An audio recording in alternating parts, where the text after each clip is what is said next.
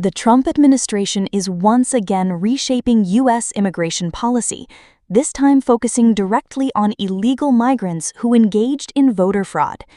The U.S. Citizenship and Immigration Services, also known as USCIS, has released new guidance making it clear that anyone who illegally voted in an American election, attempted to register to vote, or falsely claimed U.S. citizenship will be permanently barred from obtaining citizenship.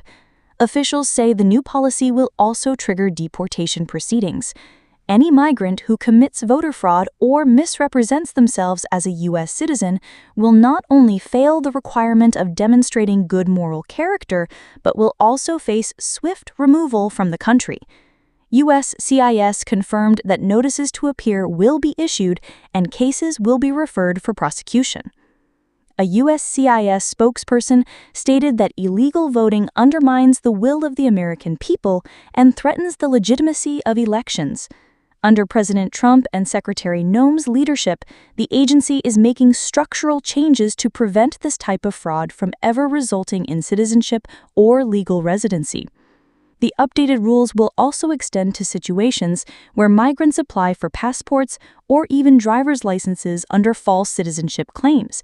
In such cases, not only will their applications be denied, but the deportation process will be initiated immediately. This major policy shift comes directly after President Trump's March executive order titled Preserving and Protecting the Integrity of American Elections. The order directed the Department of Homeland Security to strengthen citizenship verification systems for individuals registering to vote or already listed on voter rolls. However, the executive order has faced multiple legal challenges. A coalition of 19 Democratic attorneys general filed lawsuits, and federal judges in Massachusetts and Washington, D.C., blocked parts of the order related to voter ID requirements. One of those judges, Denise Casper, ruled that the Constitution does not grant the president unilateral authority over elections. Despite these setbacks, President Trump has remained determined to enforce his immigration and election policies.